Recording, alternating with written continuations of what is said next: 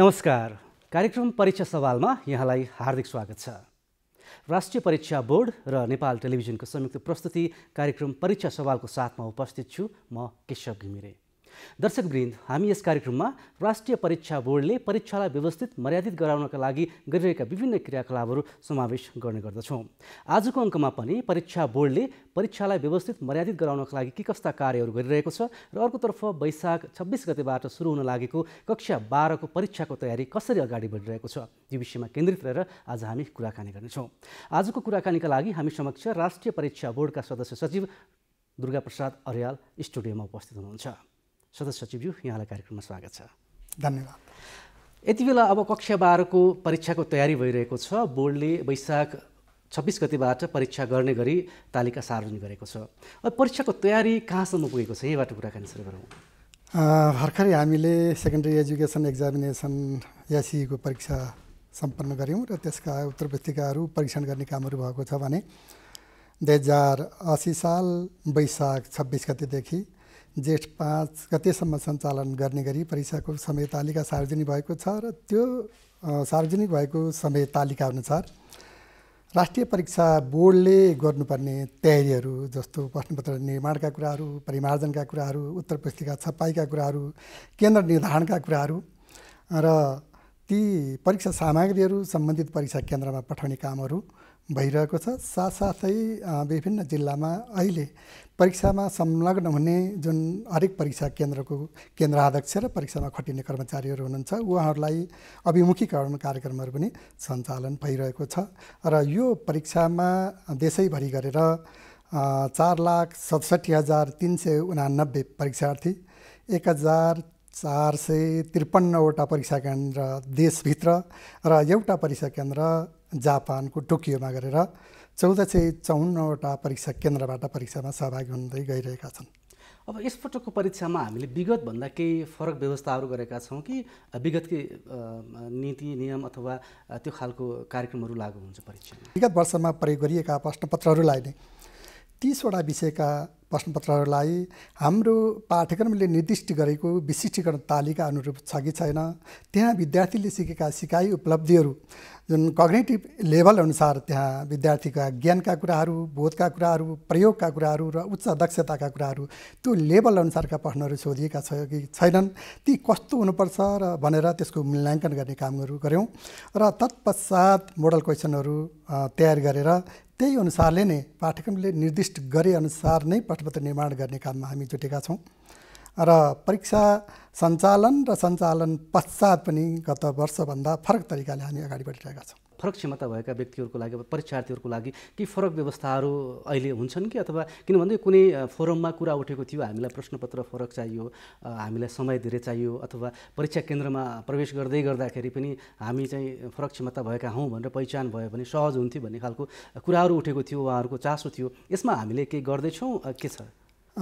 फरक क्षमता भएका विद्यार्थीहरूको लागि कसरी परीक्षा सञ्चालन गर्दा सहज होला, त्यो दृष्टिबिन र अरू फरक क्षमताका कुराहरूको विषयमा पनि हामीले छलफल पनि ओरिएन्टेसन कार्यक्रमहरू र वर्कसपहरू पनि सञ्चालन गऱ्यौँ र अहिले कक्षा 12 को परीक्षामा पनि ती विद्यार्थीहरूलाई टाढा नयाँ ठाउँमा जान नपर्ने गरी आफूले पढेकै ठाउँमा परीक्षा दिन मिल्ने गरी त्यो व्यवस्था गरेका छौँ।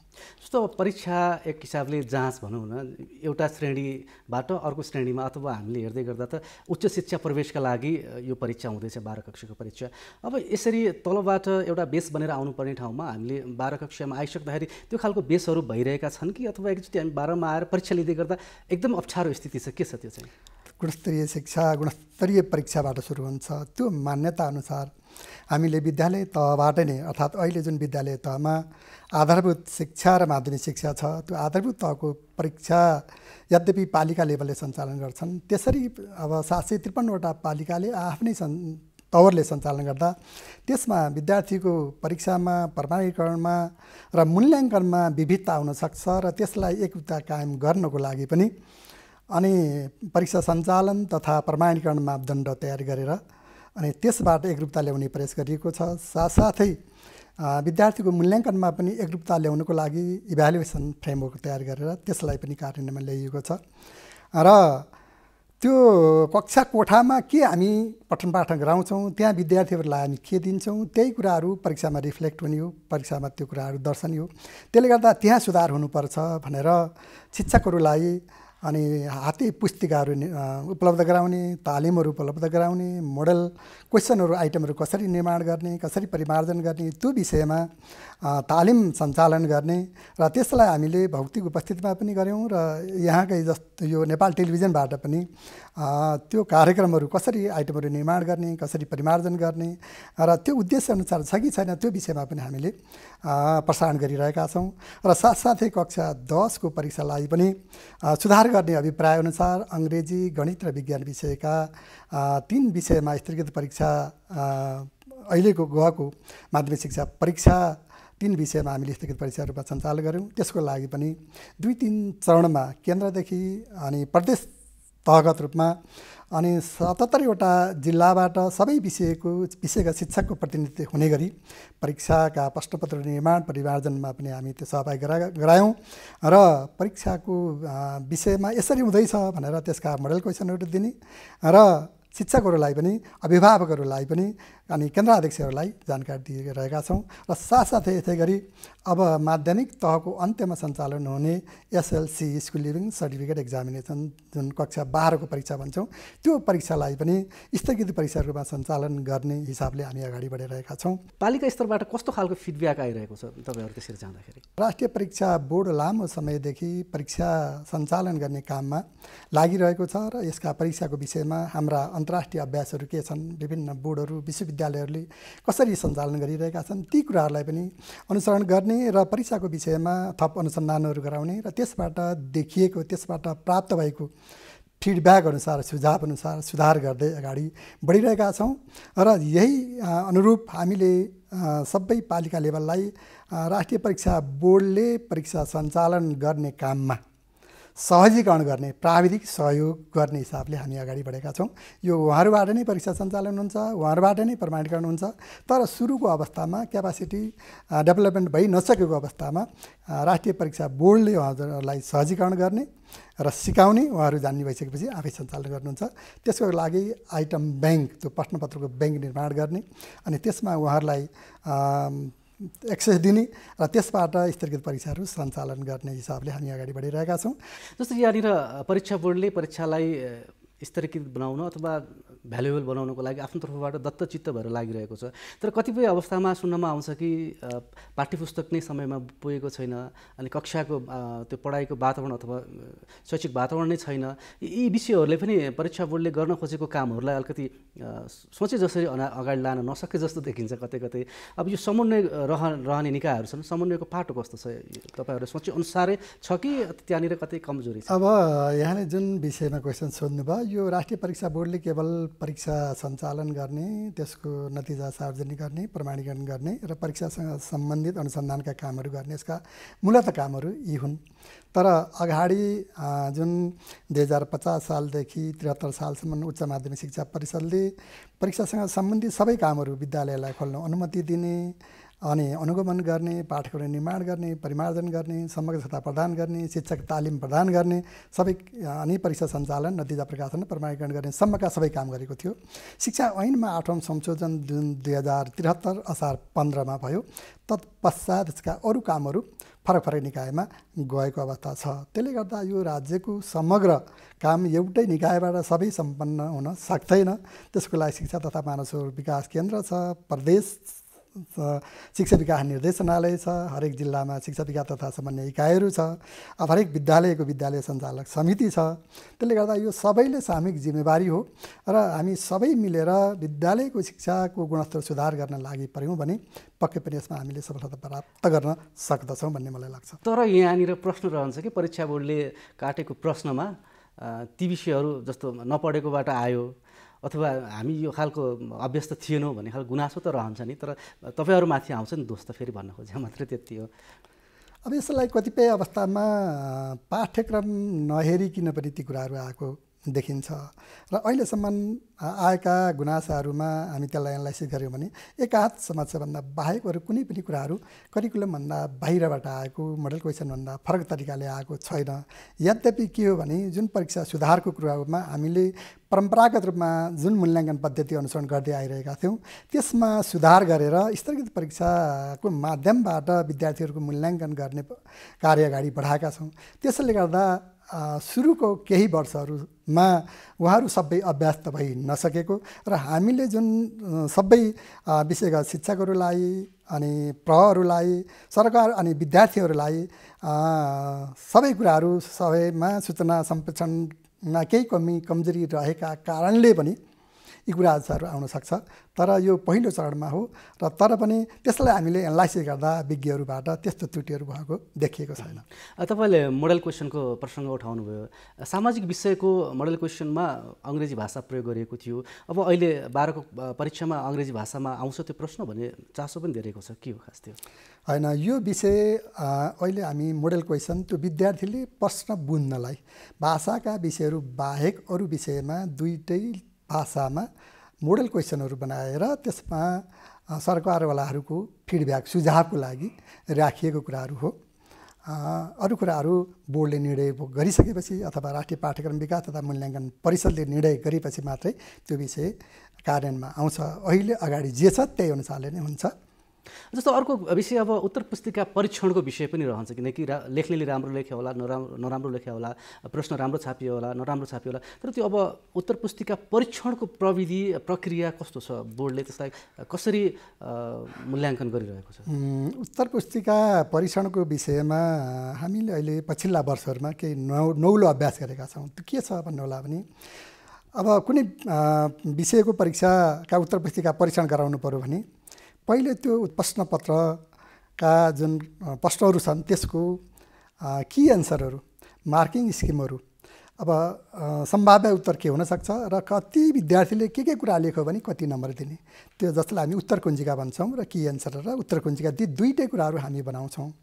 र त्यो बनाइसकेपछि प्रश्न अनि एउटै विद्यार्थीको एउटा विषयको कपीलाई जतिजना शिक्षकबाट हामी परीक्षण गराउने हो ती सबै शिक्षकलाई अभिमुखीकरण कार्यक्रममा बोलाउँछौँ र उहाँहरूलाई एउटै विद्यार्थीको कपी अनि प्रश्नपत्र र त्यो उत्तर कुञ्जिका दिन्छौँ। तीनवटा दिएर त्यसमा थप गर्नुपर्ने सुझावको विषयमा पनि फिडब्याक लिन्छौँ र त्यो उत्तर कुञ्जिकालाई फाइनल गरिसकेपछि उहाँहरूबाट परीक्षण गराउँछौँ। परीक्षण गराउँदा 100 जनाले एउटा विद्यार्थीको उत्तर पुस्तिका परीक्षण गर्दा मानौँ 75 पूर्णाङ्कको छ भने कसैले 30 नम्बर देला, कसैले 32 देला, कसैले 40 देला, कसैले 45 देला, त्यहाँ भेरिएसन आउँछ। त्यो भेरिएसन आइसकेपछि यो भेरिएसन दुई किसिमले हुने छ। एउटा व्यक्तिमा पनि भेरिएसन आउँछ, एउटै व्यक्तिले फेरि फरक समयमा त्यहाँ एउटै उत्तर पुस्तिका परीक्षण गर्यो भने पनि त्यहाँ भेरिएसन आउँछ। त्यसकारण अहिले यहाँ धेरै मान्छेहरूबाट परीक्षण गराउने पर्ने भएको हुनाले तिनीहरूमा त्यो भेरिएसनलाई कसरी मिनिमाइज गर्न सकिन्छ, त्यो धेरै नम्बर दिनेले के आधारले दिनुभयो, थोरै नम्बर दिनेले के आधारले दिनुभयो। अब एउटै विद्यार्थीको 100 जनाबाट परीक्षण गर्दा 15, 20, 25, 30 नम्बरसम्म पनि फरक परेको अवस्था आउँछ। अब त्यसलाई उहाँहरूमा छलफल गराउँछौँ र त्यो छलफल गराएर एकदम न्यारो एकदम कम इन्टरभलमा ल्याइसकेपछि बढीमा 10सम्म सकिन्छ 5को भित्रमा भेरिएसन 5% रेन्जमा राख्ने र त्योभन्दा बढी भएको अवस्थामा 10भन्दा बढी हुन नदिने। अनि त्यो आइसकेपछि छलफल गरेर अब यो क्वेसनलाई यसरी लेख्ने यसरी अङ्क प्रदान गर्ने भनेर उहाँहरूलाई तालिम दिएर त्यो मूल्याङ्कनको सबैलाई छलफल गरिसकेपछि अनि बल्ल उत्तर पुस्तिका परीक्षणको काम सुरु हुन्छ। त्यसरी परीक्षण गरिसकेपछि पनि हरेक परीक्षकले परीक्षण गर्दै जान्छ। त्यसले विद्यार्थीले जुन मार्किङ स्किमले भनेअनुसार गरेका छ कि छैन, तर सबैको होल सोल त्यसको मेन न्यायाधीश भनेको त परीक्षक नै हो। त्यो परीक्षकले परीक्षण गर्दाखेरि पनि कुनै त्रुटि हुनसक्छ भन्ने मान्यताअनुसार ती उत्तर पुस्तिकाहरूलाई फेरि सम्परीक्षण गर्ने कामहरू हुन्छ। अनि हरेक उत्तर पुस्तिकाका प्याकेटहरू सम्बन्धित परीक्षकले परीक्षण गरिसकेपछि त्यो परीक्षकभन्दा अझै विज्ञबाट विषयगत विज्ञहरूबाट ती उत्तर पुस्तिकाहरू स्याम्पलको रूपमा टोटल उत्तर पुस्तिकाको कम्तीमा 20% निकाल्ने। त्यो 20% भनेको त्यो प्याकेटमा सबभन्दा धेरै अङ्क प्राप्त गरेका उत्तर पुस्तिकाहरू कति छन्, बिचतिरका नम्बर प्राप्त गर्ने उत्तर पुस्तिका कति छन्, अनि बोर्डर लाइनका उत्तर पुस्तिका कति छन् र एकदम कम अङ्क ल्याएका उत्तर पुस्तिका कति छन्, ती सबैलाई स्याम्पल रूपमा चेक गर्ने। जसरी सुरुमा परीक्षकले परीक्षण गरेको थियो, समपरीक्षकले पनि त्यसरी नै हेर्ने। हेर्दा हरेक प्रश्नको उत्तर लेखिएको छ कि छैन, भित्र उत्तर लेखिएको छ, त्यहाँ अङ्क मूल्याङ्कन गरेको छ कि छैन, त्यो अङ्क बाहिर कपीमा चढाएको छ कि छैन, बाहिर कपीमा चढाएको पनि जोड जम्मा ठिक मिलाएको छ कि छैन, अनि त्यो जोड जम्मा कपीमा भएको जोड जम्मा अनि त्यसको जुन मार्क्स फाइल हुन्छ त्यो अङ्क चढाउने छुट्टै तालिका हुन्छ। 2टा ट्याब 1 र ट्याब 2 भनिन्छ, दुईतिर चढाउनुपर्छ। त्यहाँ विद्यार्थीको सिम्बल नम्बर लेखिन्छ र त्यसमा विद्यार्थीले प्राप्त गरेको अङ्कलाई अङ्कमा अक्षरमा दुवैतिर लेखिन्छ। त्यहाँ चढाएको ठिक छ कि छैन, यी सबै कुराहरूबाट हेरिन्छ। त्यसरी हेर्दा ती सबै कुराहरू ठिक भयो भने मात्रै त्यो प्याकेटलाई ठिक छ भनेर पठाइन्छ।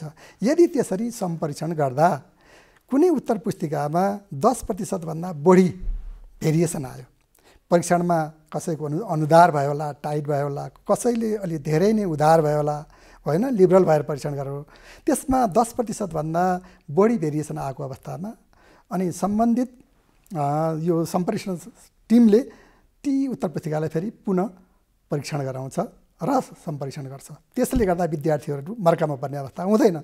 साथसाथै तत्पश्चात ती आएका अङ्कहरूलाई कम्प्युटरमा 2 फरक फरक ठाउँमा इन्ट्री गर्छौँ। त्यसलाई फेरि म्याच गर्ने, जुन जुन अङ्क म्याच भयो अनि त्यसलाई छोडेर फेरि अनम्याच भएकाहरू नमिलेका अङ्कहरूलाई फेरि त्यसको मास्टर कपीबाट हेर्ने अनि फेरि रुजु गर्ने। त्यो यस्तो गर्दै 0मा पुगेपछि सबै म्याच भइसकेपछि नतिजा सार्वजनिक हुन्छ र त्यो नतिजा सार्वजनिक भइसकेपछि पनि कुनै त्रुटि हुनसक्छ, विद्यार्थीले चाहेअनुसारको अङ्क प्राप्त नगर्न सक्छ, उसलाई चित्त बुझेन भने नतिजा सार्वजनिक भएको 15 दिनभित्र पुनर्योगको लागि निवेदन दिन सक्छ र 15 दिनभित्र पुनर्योगको लागि निवेदन दिइसकेपछि फेरि ती उत्तर पुस्तिकाहरू खोज्ने अनि विषय विज्ञहरूबाट टिमबाट नै त्यहाँ हेर्ने।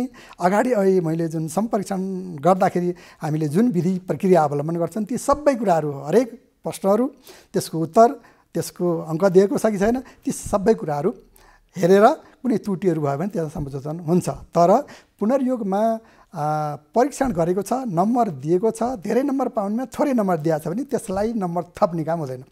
अब त्यसरी उत्तर पुस्तिका पुनर्योगको लागि निवेदन दिएर पुनर्योगको नतिजा हामी सार्वजनिक गर्छौँ। त्यो नतिजामा विद्यार्थीले चित्त बुझायो केही छैन, त्यसमा पनि चित्त बुझाएन भने विद्यार्थी सम्बन्धित आफ्नो अभिभावकसँग आएर बोर्डको विषय एक्सपर्टसँग बसेर आफ्नो उत्तर पुस्तिका हेर्न सक्छ र त्यो उत्तर पुस्तिका हेरेर क्वेसन के हो, क्वेसनले के खोजेको हो, विद्यार्थीले के लेख्यो, मिल्यो कि मिलेन, त्यो कुरोमा विद्यार्थी उत्तर पुस्तिका हेरिसकेपछि सन्तोष भयो, ठिक छ, भएन भने उसले त्यो उत्तर पुस्तिकालाई फेरि रिचेक गराउन सक्छ र त्यो पुनः परीक्षण गराउँदा अनि अगाडि जुन पुनर्योगमा नभएका कुराहरू पनि त्यो सुरुको फ्रेस उत्तर पुस्तिका जसरी नै परीक्षण हुन्छ।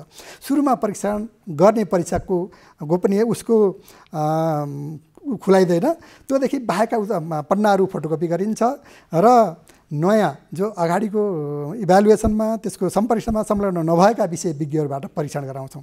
अगाडिको पहिलो परीक्षकले दिएका अङ्कहरूलाई त्यहाँ टिपेस लगाएर हटाइन्छ र फ्रेस कपीको हिसाबले 3 जना विज्ञबाट परीक्षण गराउँछौँ र त्यो 3 जना विज्ञले आफ्नो नम्बर दिन्छन्। त्यहाँ पनि त्यो व्यक्तिपछि भेरिएसन हुन्छ।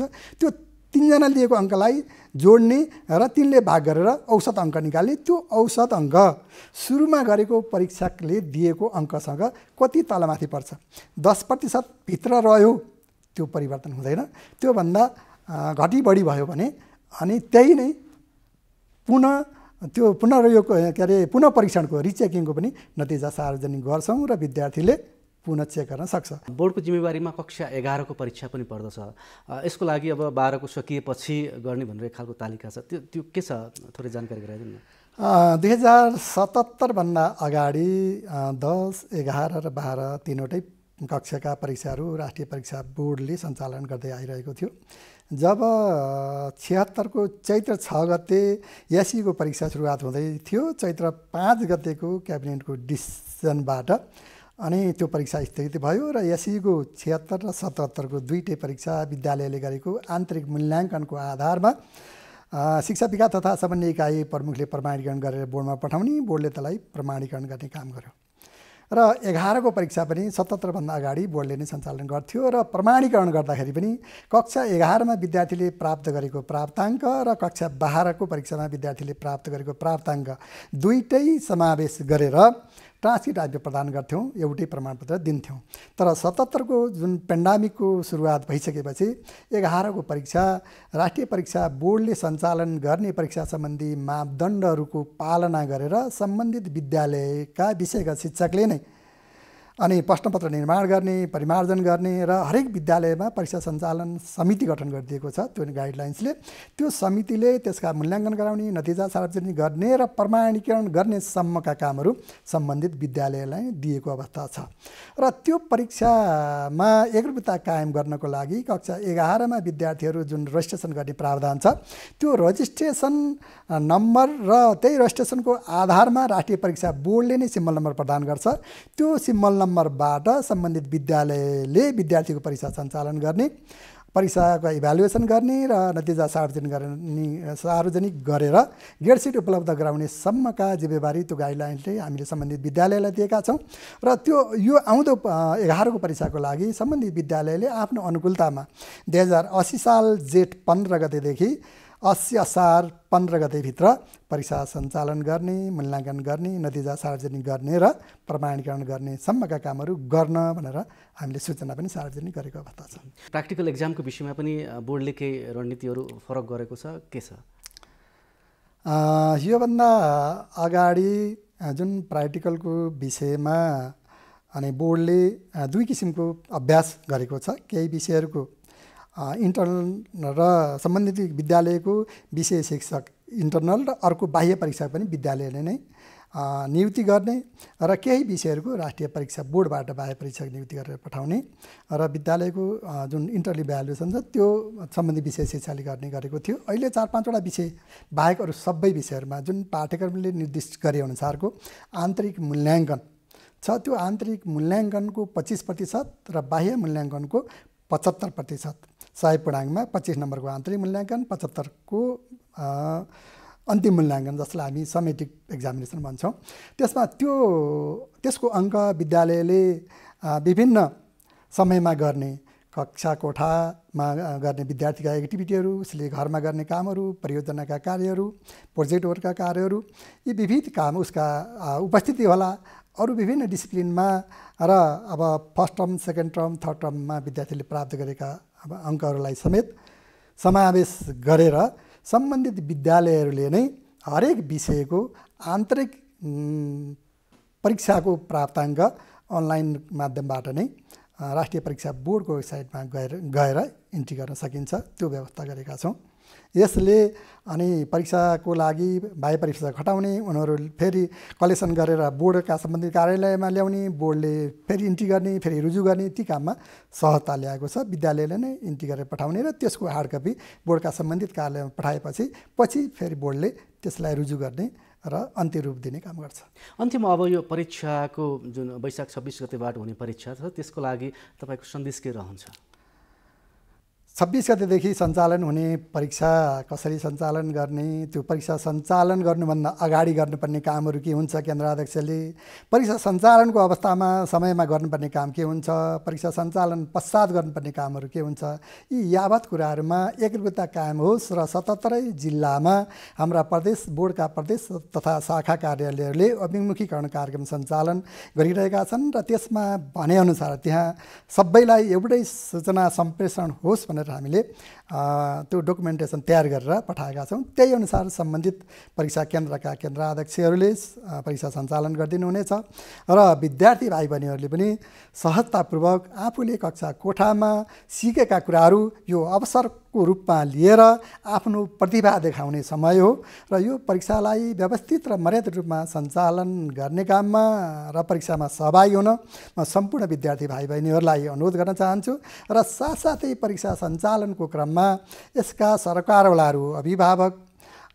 मिडिया, अरू प्रदेश परीक्षा व्यवस्थापन कार्यालय अनि बोर्डका शाखा कार्यालयहरू, इकाइहरू र सम्पूर्ण शिक्षा मन्त्रालय र मातहतका निकायहरू सबै सरकारवालाहरूलाई परीक्षालाई व्यवस्थित र मर्यादित गर्ने काममा सहयोग पुर्याइदिन म हार्दिक अपिल गर्न चाहन्छु। हुन्छ, यो महत्त्वपूर्ण समयको लागि यहाँलाई धेरै धेरै धन्यवाद छ।